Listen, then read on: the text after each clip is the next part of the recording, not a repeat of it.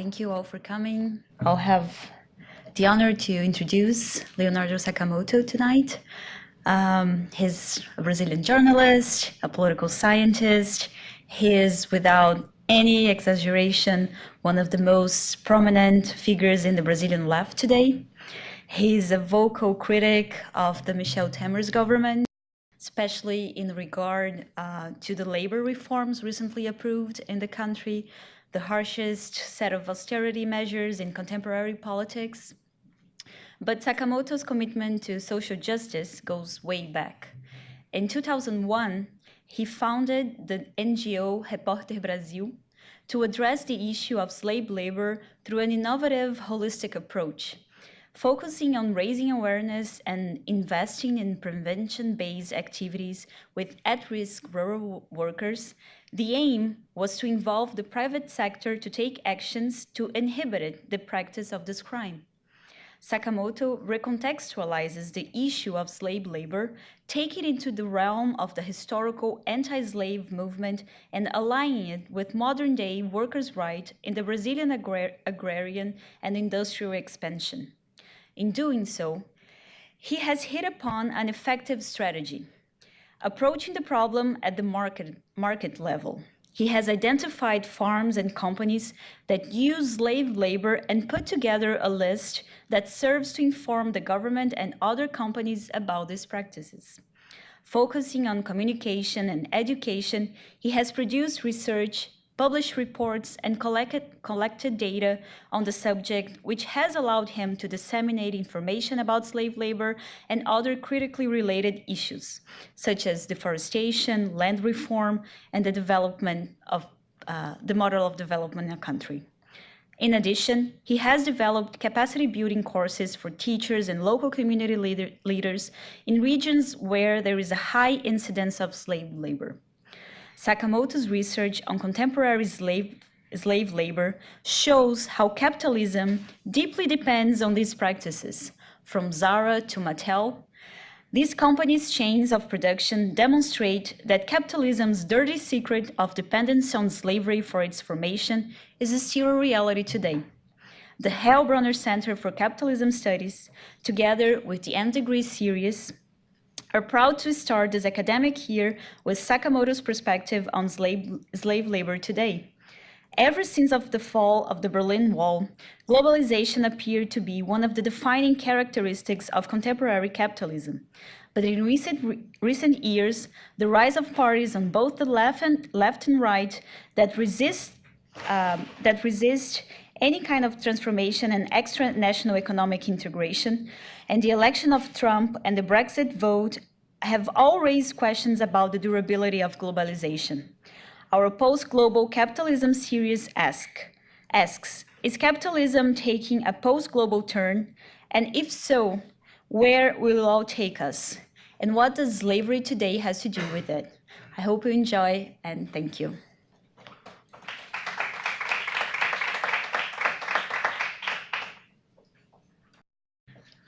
Thank you, Maíra. Well, thank you for the audience, and thank you for the invitation to talk. I'm happy to be here. I was invited to a side event from United Nations that I was yesterday, and I talked for a very interesting audience about slave labor and business and human rights. And I'm glad that we had enough time to come to here and talk in New School, where I was visiting scholar until last year in the Department of Politics. Well, I try to not boring you all, because the issue is very interesting, but at the same time could be very, very, very boring. But I'm trying to bring some mix of the most interesting parts and some part of theory too. Well, I like to start all the time my presentations talking about Peter. Peter was 3 years old when his mother gave him to another poor family in Amazon. When I met him, he was 14 and still illiterate. He had to work to buy his own clothes, his own shoes, his own medicines which he needed because he took dengue fever once and malaria 5 times in his short life. Peter, like many other boys in Brazil, he dreaming to be a soccer player, but Peter couldn't be a soccer player because Peter was a modern day slave working in a cattle ranch in Amazon rainforest. Then you can ask, who stole people future? This question haunts me a lot because, of course, that was not just the farm owner who profits from his slavery. At the same time, who were the cattle breeders and slaughterhouse that had bought from the farmer, and the supermarkets that bought from them, and the consumers that bought from them too? Did they know what's going on? Or, in other words, did they really care? It's because victims like Peter, then a group of investigative journalists, created 16 years ago, an NGO called Reporter Brazil, with the mission to identify and publicize human rights violations, focusing particularly on slave labor. Through our travels all over Brazil, we understood that contemporary slavery is a tool used by modern supply chains in a search for competitiveness, reducing costs and making people disposable. Well, we are all connected to slavery. We are connected through consumption. A car sold here was made in Detroit with steel that had charcoal produced in the Amazon rainforest. This is the raw material of our cars, our fashion, our buildings. Probably we have already been involved in the chain of slavery and we have financed slavery indirectly. How do I know that? Because since 2003, Reporter Brazil team has tracked down the supply chains involving more than 1,000 farms, charcoal plants, sweatshops, and construction sites from which the Brazilian government has rescued slaves. We found hundreds of Brazilian and multinational companies in this network of slavery. The results of these supply chain investigations are used to convince companies that they need to adopt transparency policies to fight slave labor and to monitoring their supply chains. Over 400 companies, including Cargill, ADM, Shell, McDonald's, Coca-Cola, and Walmart, have entered a commitment organized by international labor organizations, ITO's Institute of Corporate Social Responsibility, and us from Reporter Brazil to implement corporate policies against this crime. But fight against contemporary slavery in my country has a long history, in fact. Since the 70s, civil society in Brazil has systematically denounced the existence of contemporary forms of slavery. After decades of pressure, the Brazilian government acknowledged before the United Nations in 1995 the persistence of this type of exploitation in our territory. In that year, a public policy to fight this human rights violation was established, based on labor inspectors with presence of police officers and public labor prosecutors. They investigate complaints, free workers, oblige employers to pay salaries and labor rights, and initiate legal actions for compensate employees or criminally punishing the ones involved. Since then, over the 50,000 workers were officially released. Both people and corporations caught benefiting from slave labor were included from 2003 until now in a public transparency database, which has been lovingly termed as the Dirt List of Slave Labor, established by Federal Government Act. Once there, the employers remained on the list for a 2 year period, during which they should repay their debts with workers and with the government. The database was used by hundreds of public and private companies that signed the Brazilian Pact for the Eradication of Slave Labor, applying both trade and financial sanctions. In Brazil, when an open capital company is added to the dirt list, its stocks suffer a significant decrease in stock markets. Having no access to credit and with the negative impact suffered by the brand in the media, investors made pressure the corporation to adopt policies in order to avoid the problem from happening again. Our supply chain research helped with the process connecting players and responsibilities. And you saw these are some examples of our supply chain research, of that research that tracked down more than 1,000 offenders since 2003. For instance, a Brazilian construction company, one of the biggest in the American continent, was included in dirt list on July 31st, 2012.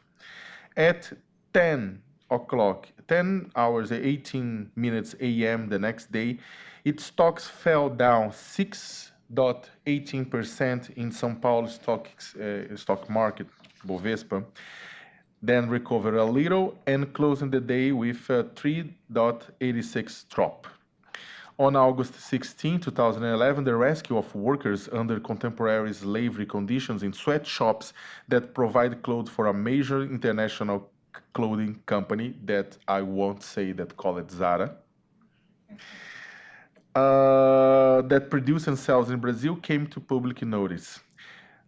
The news reverberated on the other side of the Atlantic Ocean, and on August 19th, the holding company stocks closed the day with 3.72% drop at the Spanish stock market. Its stocks fell over 4% over that day. On December 31st, 2009, a Brazilian company that produces sugar and alcohol, one of the world's biggest in the sector, was included in the dirt list. Its stocks also fell. For instance, besides drops on other days, just on January 7th, they devaluate up to 5.32% at the Bovespa and the Brazilian stock market. The Brazilian Development Bank, BNDES, decided at that case to suspend as a preventive measure of all operations with the company until it was out from the dirty list. Walmart, among other supermarkets, suspended all sugar purchase from this company at that time. Even if these drops in the stock market disappear a few days later, they alerted the companies that they can lose money if do not pay attention to slave labor.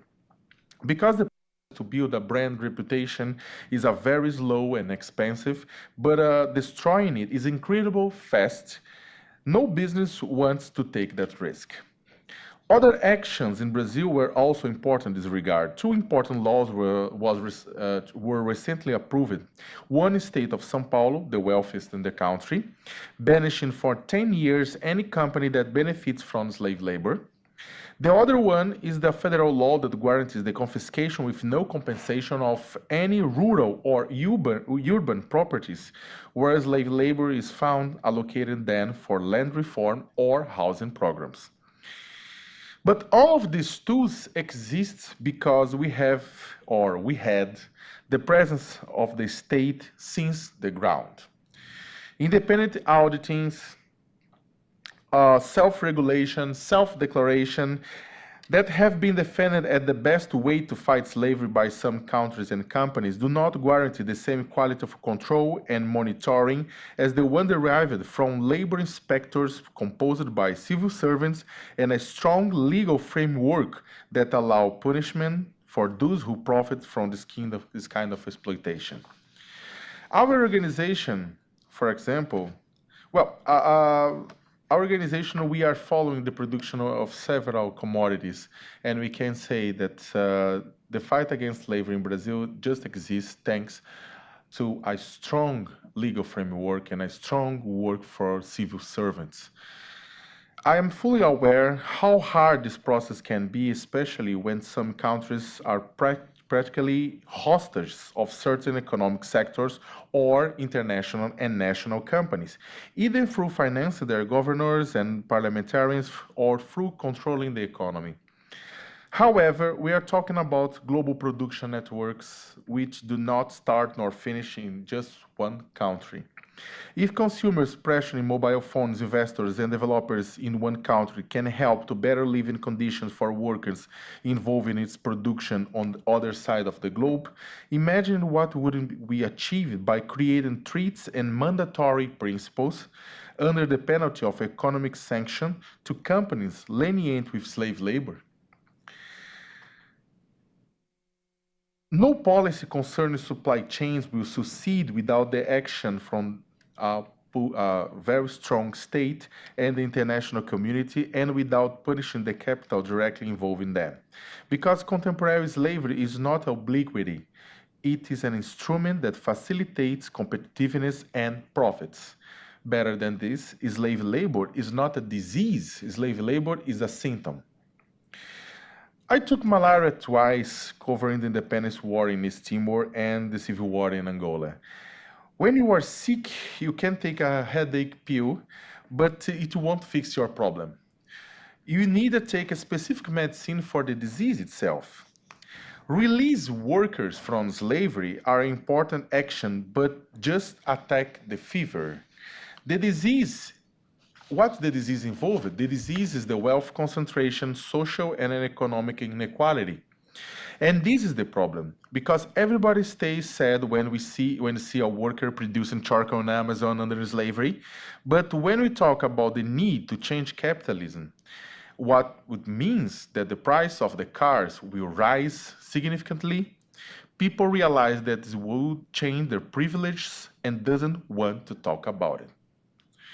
The capitalist accumulation process that is based on non-capitalism form of exploitation as modern slavery operates at the time of expansion of the system when it consumes external forms to grow and then brings them into the capital and continues its advance. Their forms of integration are not automatically but a process that varies in time and intensity according to the type of enterprise and its former level of modernization. I divided it in three situations that we find in Brazil. First situation, there are some activities that for technical reasons are still overly dependent on manual labor, either because their mechanization is not possible or because the use of labor demands a lower initial investment. In the record case of contemporary slavery for clearing and cleaning of old abandoned pastures and other previous situations concerning the preparation of the soil for introducing farming or charcoal camps. The labor power is used for replace the native forest, building fences, planting grass pastures, producing charcoal, culling roads for cultivation of soybean or cotton. This enterprise can already generate resources at their very beginning. An example of such are the ranches who own lands in the region of influence of the Polo Carajás in Pará state, who have produced charcoal from deforestation, most often illegal charcoal, carried out for creating or expanding pastures. The charcoal is sold to big iron industries, steel mills in Maranhão and Pará for the production of pig iron, raw material for steel, mainly exported here to the United States. The land is cleared for planting of pasture grasses and resources from the sales of charcoal are used to build infrastructure and buy the cattle. In such case, the two stages, charcoal production and introduction of livestock farming, have been carried out by slave labor. There is a minimal spending for the maintenance of labor, which is overexploited, while savings generated can be used to make competition viable or increase the capital. In this case, the gain in production had been transferred to some plants that accept the goods even with irregularities. My field research found cases where the selling prices offered by business that used contemporary slave labor were lower than those on the market, but only for sugarcane and charcoal, which are not included in the commodities market like the other products that I have been analyzing. When I say sugarcane, specific ethanol is not a commodity yet, but sugar is. Otherwise, the producers kept the profit. The second situation, is represented by enterprise that already established, but that are expanding their areas, such as rural properties, that are producing and increasing their arable area through the replacement of native trees, cleaning of old abandoned fields, changing of economic activities, among other means. In its case, contemporary slave labor functions as the engine of expansion for consolidated enterprise. Employers use state-of-art technology at one end of the production, at the same time that depreciate labor until slave labor at the other part.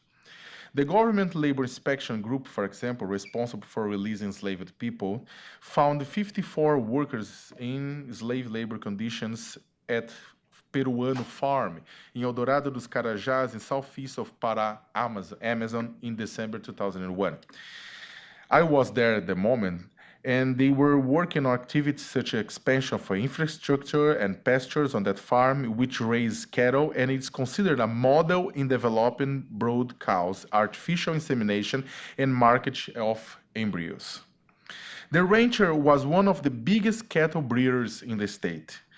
This is not the only case. There are several examples of soybean and cotton farms which use cutting-edge technology in the production side of grains and fibers, while the preparation of land and expansion of area is carried out by an archaic manner that requires low investment. Two models of production work in a complementary and simultaneous manner. The archaic mode serves the modern mode to ensure an expansion of the capital, land, and improvements. But at the same time, without capitalize large amounts of surplus values from the modern part, thus ensuring that it maintains its competitiveness as the market grows. This expansion could occur within the expanded reproduction, but owing to the conditions described above, the landowner makes a rational, very rational decision that choose this path by keeping an area with high productivity and one with low productivity. In other words, after depreciating his variable capital by overexploiting seasonal workers or non-skilled workers, and considering that the capitalist that has a particular stage of production operating an archaic mode of production, such as using labor for manual cutting sugarcane instead of using harvester's machine, and the rest of enterprise works with high technologies such in the production of sugar, alcohol, and electric power, the savings can be used to gain competitive capacity, ensuring that commodity prices are the market levels, and surplus value gained in the process can be reinvested. With this, the producer can increase his capital and even his labor force in order to remain competitive or accumulate resources to invest and operate in a fully capitalist way. And third, the same applies to enterprise whose process of modernization is too slow or has stalled out. Planting and harvest of crops as coffee, sugarcane, pepper, fruits, rice, tomato, or vegetables extraction activities can be included in such activities. Contemporary slavery can be found not only in activity in areas of farming expansion, but also in enterprise whose modernization has not been complete when compared with the rest of his industry. In other words, the capitalist developers of a rural area may have stalled, and without increasing in labor productivity, it depreciates the variable capital in order to continue operating in a feasible manner. In the regions of the agriculture border, there is the highest incidence of slave labor, but this kind of labor exploitation is not restricted to Amazon region, to Cerrado, the Brazilian savanna, or the Pantanal, the Brazilian big wetlands. The concept of border is not only geographically, but just as concepts of a center and periphery are not either, they also refer to degree of implementation and consolidation of a hegemonic system and relations that are established between different levels. It's worth remembering that capital does not develop in a universal manner, but in islands, in accordance with particularities of each regional and historic movement. Therefore, it's not surprising that business with incomplete modernization using slave labor, as in crops of sugarcane in the state of Rio de Janeiro, or in sweatshops operate for garment industries in São Paulo state. Both states are the most developed in Brazil. In ranches, cowboys are better treated by ranchers or farm managers or agents than rural workers, and those have often employment contracts. This is because cowboys are skilled workers and trusted by landowners, since investment of the capital depend on them. On several occasions, the mobile inspection groups, the groups from the Brazilian federal government that release workers, saw cowboys surveilling workers, enslaved workers, recruited for work on pasture in order to prevent them to flee before the end of the job. The use of extreme forms labor exploitation, in which costs of the maintenance of labor are insufficient for biological or social reproduction of the individual, is restricted to a small portion of the economically active population. The existence of slavery has been small compared to the universe of rural workers. This cannot directly reduce price of products at national and international level, but can reduce individual costs of capitalists when those sell commodities, for instance, goods with a common standard price. However, as a tool for reducing individual costs, it contributes to make the establishment of a new enterprise visible and thus facilitating the expansion of farms into areas that are outside of the mode of production. More areas of production means increasing the supply of goods. Contemporary slaves and salaried workers, old and new elements, live side by side within capitalism in a supplementary form and for the good of the capitalism. Based on more than a century of capitalism experience with the maintenance of old practices in Brazil, we can see that it's not only the old forms that are integrated in the new ones, but the new ones resort to the old practices. To eradicate contemporary slave labor, we need to have a structure change, in fact. Land distribution is not the panacea to the problem of exploitation of labor in our country, but it is the most important change in such structure and in the model of expansion of the model of production in Brazilian countryside. The socialization, even partial, of the means of production in rural areas would mean a heavy blow to the capital, which directly or indirectly take advantage of the reserve arm of labor in order to overexploit such kind of labor. But given the level of domination of the capital over society and the lack of prospect of change in a visible horizon of events, it's possible to adopt a pragmatic attitude. There is the possibility of alleviation the problems by reducing the occurrence of slave labor and even non-contractual forms of work. Since 1995, when Brazil created a system to fight slavery, millions of dollars in convictions and labor agreements have been paid. Hundreds of companies have introduced mechanisms and to control and monitor their chains of value, commitment themselves to cut business out with the ones that benefit from this crime. Actions to free workers keep on happening, as well as labor and criminal action against business persons. Brazil is seen as a reference in the international forums and the United Nations because of this entire system. But now we are facing a backlash period, what shows that the system is still fragile and depends on the country's conjecture. Brazil is currently going through a serious political, economic, and institutional crisis.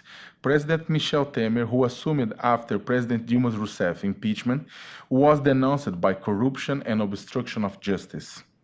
In order to survive, the government is literally selling the protection of workers, indigenous people, and environment by votes in Congress and support from economic groups.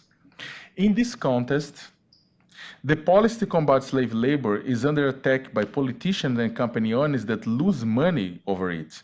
For example, due to the lack of resources for transportation, lack of resources for gasoline, the labor inspection that rescues slaves has almost ceased these activities this year. This is not lack of money. This is a lack of political will and ethics.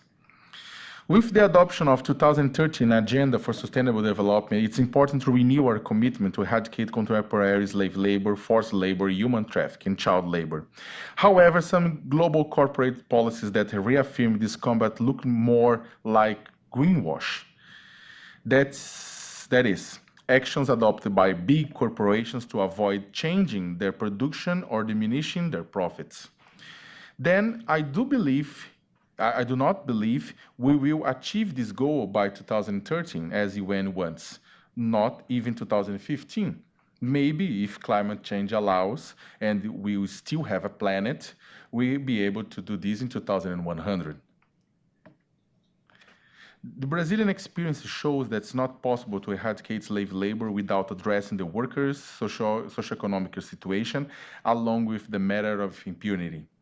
That is, eradicating slave labor depends on how interested in considerable reducing poverty in poor countries are the governments of developed countries, the main beneficiaries of the global economic system. I believe just a small share of the resources allocated in promoting arming conflicts or in the war of drugs would be enough to eradicate slavery globally. It would be great it would be great a dream that we reach the day when International Labour Organization and United Nations Office of the High Commissioner for Human Rights have the same power held by the World Trade Organization or the International Monetary Fund.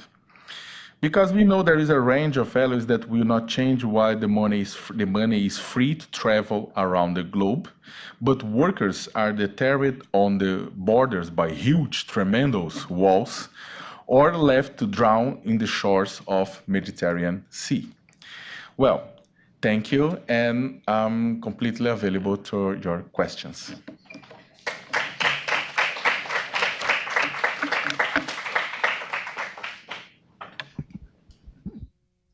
Thank you. Any questions?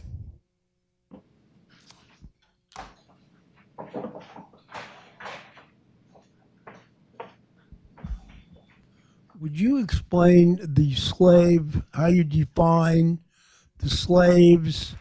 Are these people who are being held against their will? Are these people not paid any money? Are they, in effect, prisoners of Carhoot or Cargill or whichever company is keeping them? And is slavery different, say, in Brazil or in some other country? So tell us about the life conditions that these workers have in the different countries. Thank you.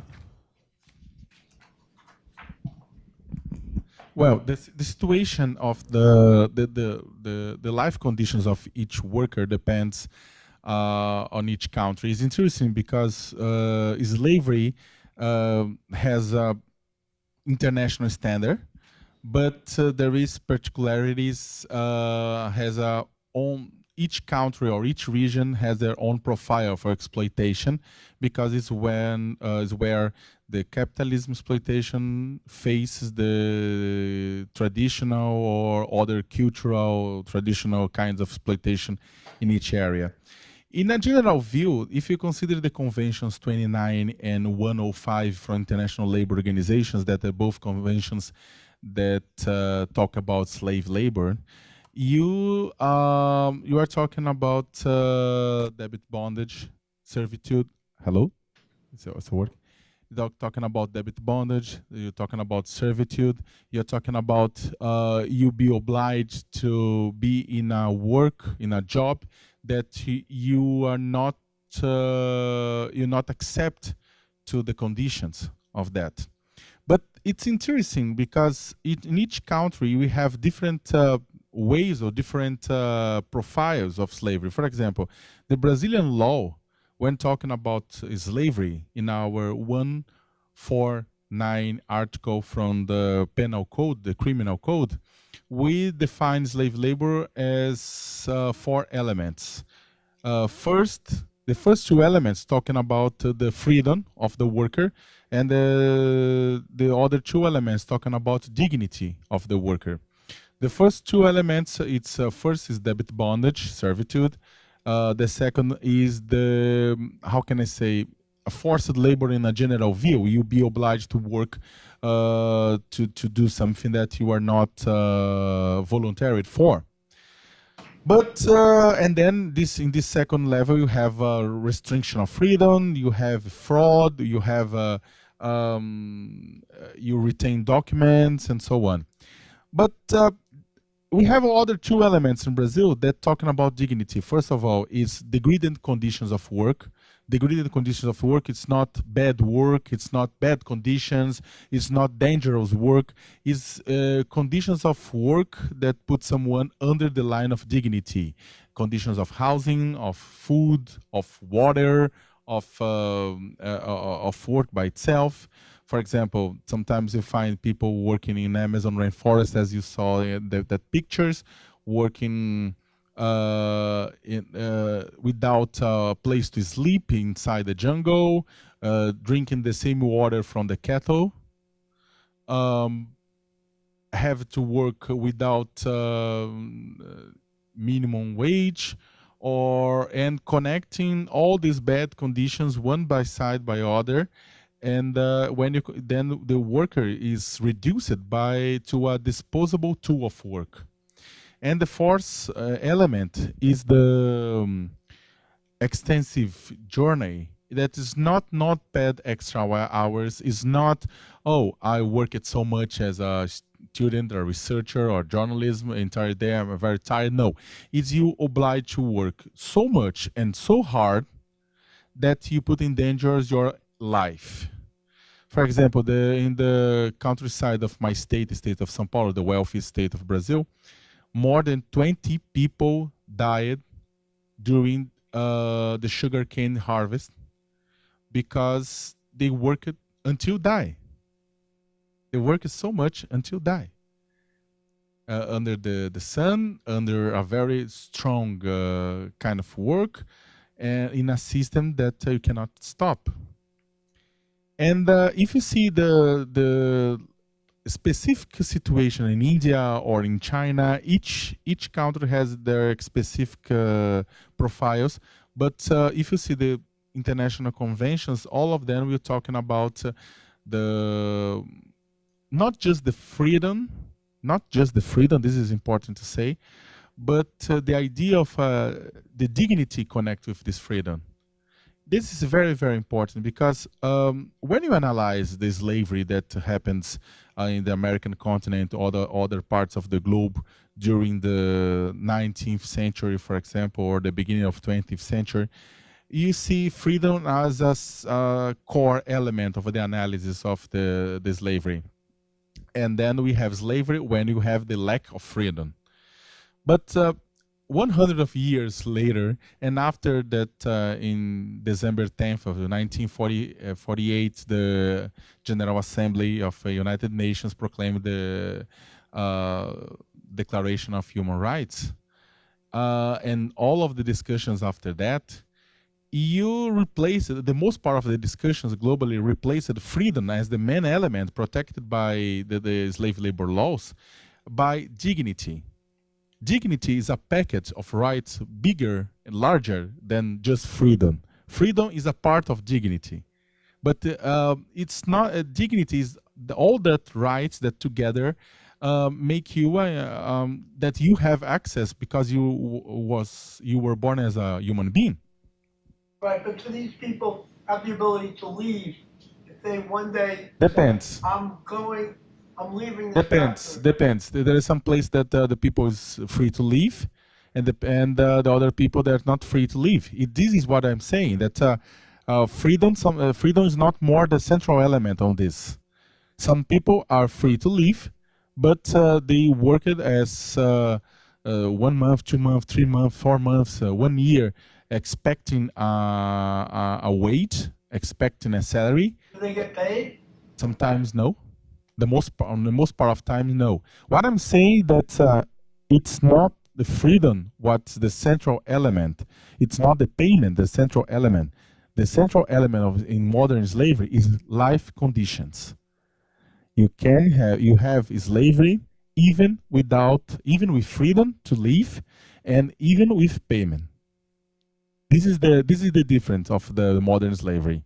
you have slavery even with like that, because you have to analyze the conditions of slavery, the conditions where the work was.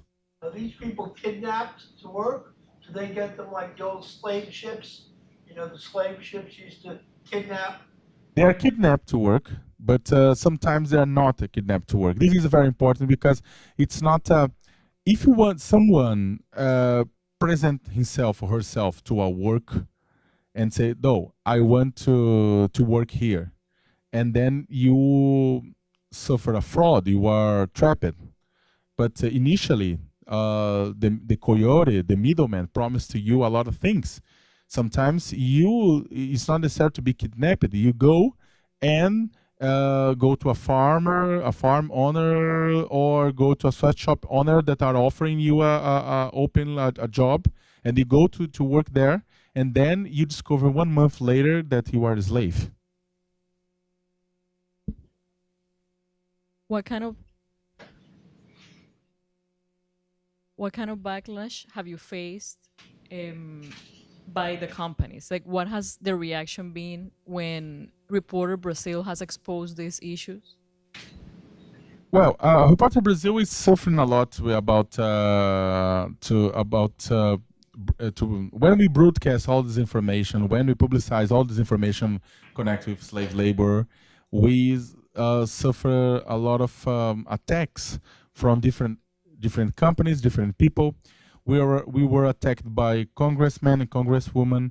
We were attacked by government people. We were attacked by big companies at beef industries, slaughterhouses, trading international companies, garment industries. We are attacked from farm owners, timber extraction owners. We suffered, and what kind of attack? We are attacked by death threats. We receive death threats. We receive another kind of threats. We are prosecuted a lot. A lot of people see with us because they are unsatisfied. I have to go to court every month to defend myself. We have pro bono lawyers, but it takes a lot of time because Brazil is a country so big as United States. Then we have to go to different places to defend ourselves on this from this compensation requests and the criminal requests that they operate against us. And at the same time, we face two digital attacks. A lot. They try to put down the website, but they raise defamation campaigns on the internet against us. It was an interesting case. JBS, that one of the biggest, in fact, protein company in the world that today is connected with the huge scandal of corruption in Brazil. JBS, I believe that is the owner of Swift here in the United States. JBS, I discovered that some time ago, the JBS had paid a campaign of defamation in Google against me. Anonymous, the company paid anonymous campaign of defamation in Google against me. Because probably our denounces against slave labor, that JBS didn't use it directly slave labor, but the company is included on the network of slave labor, the global production network that I told. And these create problems to the image of the company. And then they made this defamation campaign. The defamation campaign create problems because the defamation campaign said that I used to receive money, millions of dollars from the government to make the will from the government. And people came to me onto the streets and they punched me, they spit on me because, internet just say the truth. And it doesn't matter if that is not true. The internet, if someone spread out on the internet the information, and if someone doesn't like me because I have a more progressive point of view, they think that everything that appeared on the internet against me is true because, on the internet, truth is everything with that everything that with you agree is truth, and everything that you not agree is lie. This is the balance, and the people believes on that, and this created for me a big trouble. By the way, I came to United States and I stay here as a visiting scholar during a time because the situation in Brazil for me it was very hot, and I need to stay outside for a while.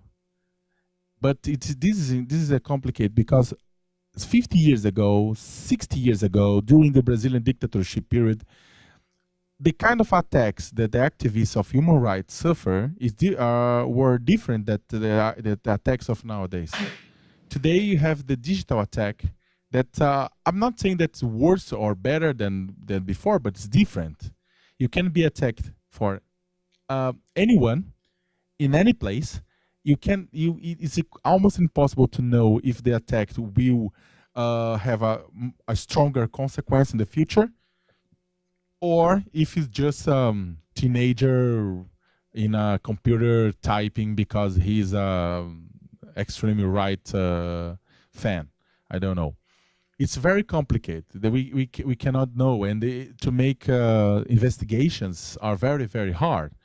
The investigation that discovered that JBS were undercover and was responsible by this attack took 1 year, using lawyers, our lawyers in the justice, asking to broke informations that are protected by. And then I took the information. But imagine that I have good lawyers and working 1 year. Imagine the regular citizen that doesn't have it. You have a website? There is another question. Hi. Hello? Oh. Well, thank you. I've been following your work for years on slavery and on other things that you talk about in your many blogs and social media outputs. Not sure if this works, but I understand what you're saying, and I think probably the thing that struck with me the most is the fact that we live the capitalist system, which relies on a non-capitalist form of labor, right? And it's very, very reliant on that. And us as consumers, we need to understand that. So these garments that I'm wearing, the cotton that comes from it, like the shoes, the leather from these chairs, all the metals that are made, that were used to build this space, they all touch slave labor at some point. What that means is that us as consumers, we cannot, by consuming better, stop slave labor, right? We can try to be better about it. We can try to advocate against it, but you can't cure it by consuming better, correct? With that said, slave labor and all the issues that come with 21st century capitalism needs to be solved with policy, with public policy, or with the state, so-called. Which, again, to your point, was somewhat happening in Brazil up until the presidency changed. So we don't get to another topic of conversation. But so understanding that becoming better consumers is not the answer, what is the answer for an average citizen? Like, what is the average for an average person like us? Or not exactly average, us in the New School, which is this progressive institution and that forms designers and thinkers and scholars. How do we work towards better public policy? The problem is that there is not one only approach. This multidimensional approach. The idea of consumption, I don't believe in boycott in long term. I believe in boycott during 2 weeks because the memory of people burn very fast. And even Zara or eating in a lot of different companies in Brazil, the people if I ask to a regular person, they will remember Zara and others, one or two cases, but the ordinary people doesn't remember the most part of case. But I believe in a multinational approach. First of all, it's important to say that we cannot request from the ordinary citizen that be a good consumer if the media, if the society don't feed these people with information. Information is more important on this. Than if you don't give information, how the people can make this kind of control. But I believe that there are two players on this process that's important. But let's first talking about the consumer, then I will talking about some structural changes. Talking about consumers, if you have for example the media exposes a big brand involved with slave labor and show the situation of the workers in sweatshops, on farm or in plantations, on civil construction sites, whatever. The behavior of the consumers at that time, with tweeting, with exposing the brand, create a kind of shockwave that are felt by the investors. This is the beauty of this. The numbers that I read during the presentation, the fall down of all of these numbers in the Brazilian stock market, in Bovespa, is because investors take out money from this. But the investors take out money because they have the perception that the brand is under risk of something. And this is very interesting because when you are buying Coca-Cola, you are not buying a soft drink. When you buy Zara, you're not buying a cloth. When you buy Ford, you're not buying a car. You are buying what? You are buying ways of life. You are buying dreamings. You are buying ideas. The ideas they sell to us of something that we could be, there's something that we must be, there's something that we should be. When these symbolic ideas are contaminated by something that ideas of freedom, ideas of fashion, ideas of magnitude are contaminated of ideas of slavery, ideas of poverty, ideas of suffering, these brands have a problem, a big problem. The investors take out money during that time, but take out money during a little window of opportunity. They take out money during the moment not all the investors, but a group of investors, a group of afraid investors take out of money because, okay, this brand has a problem, I will take out of this.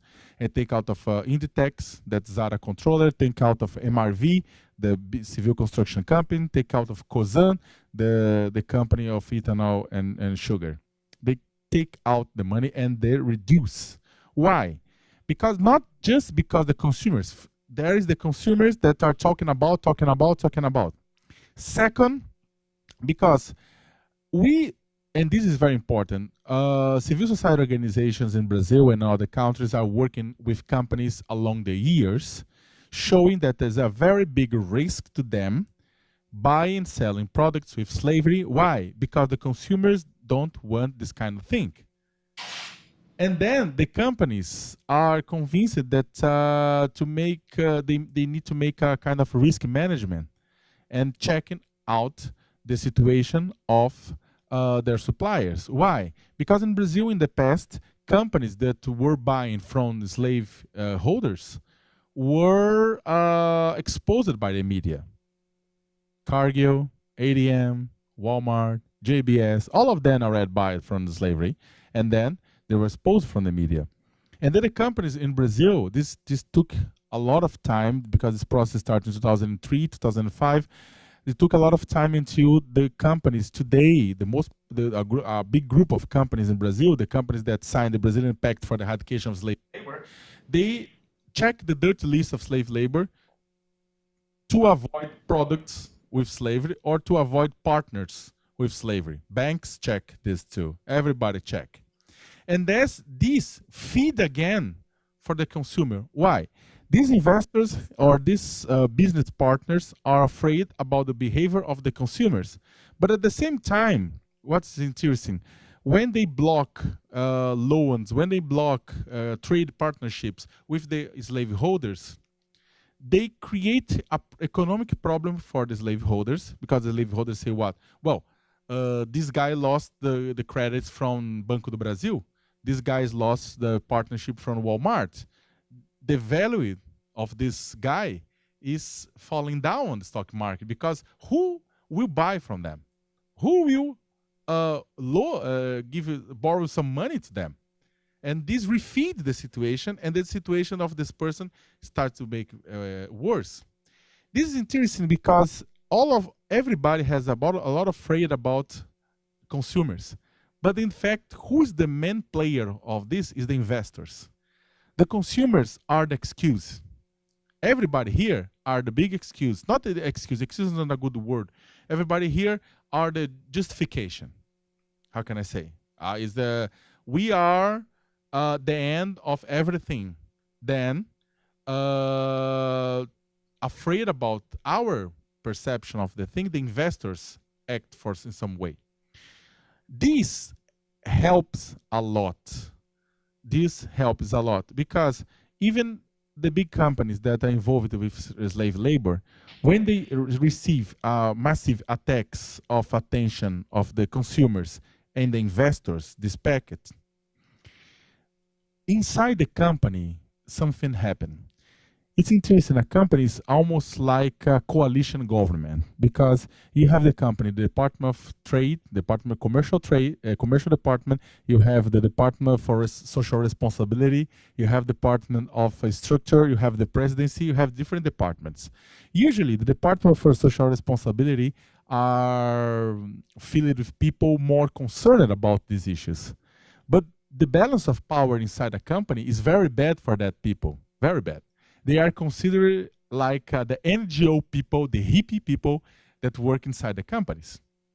But when this kind of thing happens, and I have dozens and dozens of statements to prove this, the balance of power inside a company changes. And these people are empowered to deliver, or we need to do this that we are defending in the last years. Let's do this. This happened with a lot of different companies. This happened with a lot of beef industries. I'm not saying that they will change, but they will accept the company, will accept the company, the buyer company, the beef industry, the garment industry will accept to change the policies because they are afraid about the brand. The owners of Zara, the people from Inditex in Spain made a statement in Brazilian Congress that said that you all don't imagine the size of the problem for our brand that the denounce of slave labor causes. This is a lot. This was along the time. In Brazil, people made jokes with the name of Zara and slavery all the time because this will stay. This will keep. They stand, will stay. And I believe that this will change the behavior inside the companies. And yes, it's working. We see the very big construction companies. You see, for example, the situation in sugarcane in Brazil improved by this too. Even the situation in cattle that has a lot to change, but improved by this too. Soybean production, the slavery reduced because this. Because why? Soybean production is a little group of companies: Cargill, Bunge, ADM, Louis Refi, Amagi, that work together. Is a small 5 companies controlling 80% of the market.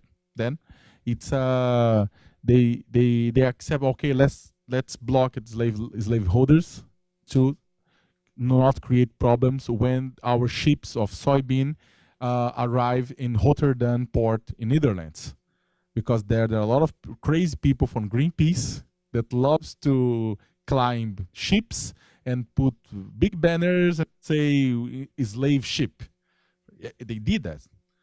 And this is interesting because this works. But of course that this works as a change of perception of the risk to the market, because slave labor, it's just too a small problem in comparison of labor problem in the world. But then you ask, this will eradicate slave labor? I'd say no. This will better the situation. This will won't eradicate slave labor. To eradicate slave labor, you need to fight against a tripod. One is greed. Well, we are working with greed about this. Second is poverty, chronic poverty. And the third is impunity. You need to attack the tree of this. One of the most important, in fact, in my opinion, is the poverty. But is the poverty not in income meaning? Because in Brazil we love it. I don't know if United States too, but in Brazil we love to understand poverty just a lack of income. It's not true. Because, for example, in comparison of middle class working in France, middle class working in Brazil earns more. Why? Because the state in France feed with culture, education, healthy, what the Brazilian state doesn't. Then when we're talking about poverty, we are talking about lack of opportunities, to use an idea of Professor Amartya Sen. And I like so much this idea that there's a lack of opportunity. We need to give opportunities to these people, opportunities to justice, opportunities to rise their own life, to be autonomous, to has a main activity, a main player in their own life. But for this, then we enter in another discussion, very, very strong. That's the change, the shift of the model of development in Brazil. But this is quite complicated. For example, Dilma Rousseff, that was replaced just by Michel Temer. It's interesting because she was a person that fought a lot during our last dictatorship period. And even that, she copied exactly the model of development, some ways of the dictatorship period. If you go to, as I go all the time, to rural areas in Brazil, see what the situation of landless workers, see the situation of indigenous people, see the situation of quilombolas and other people. The situation it's terrible. Belo Monte, that who's not Brazilian, it's a major hydroelectric power plant that was built in Amazon. It was an idea, there was something that Dilma defended with his all strength, and the Belo Monte brought to that region slave labor, deforestation, kidnapping, murders, indigenous problems. We said to Dilma all the time, this will bring slave labor. No, won't. I made a report for the government, say, wow, the government asked it, and I made a report, said that we have problems. No, and then we had slave labor too. When? Sexual exploitation to feed with sexual services, the workers of the power plant. It's complicated because we didn't until now change the model of development in Brazil. And if you see the Piquet studies, you see that in Brazil, the chronic poverty reduced under Lula years, but the inequality during the last decade didn't reduce it because the poorer, the poorest people are less poorer, but at the same time, the richest people are more rich. Are richer than before. The inequality keeps on going, and the problem with the inequality that the inequality defines a lot of different policies in the country. This is a complicated. Do you know that? Then you asked me, but when you're talking about model of development, what is talking about? I'm talking about model of development of social justice, talking about a tax reform with social justice. We are talking about land reform with social justice. We are talking about a political reform to rebirth our representation political system. We are talking about distribution of power, of wealth, of income, of everything to change the model. I'm not defending a Soviet revolution. It's not something that, well, let's take out all the lands of everybody and put again on the against the head of the bourgeoisie and let's make I don't know, send everybody to Gulag. It's not like that. I'm just saying that let's make Brazil less let's smaller. Let's reduce this concentration of wealth. If we do that, believe the rates of slavery will falling down. Will falling down. This is the biggest. This is why they're saying that slavery is not a disease. Slavery is a symptom. It's a symptom that something is very wrong with the entire body.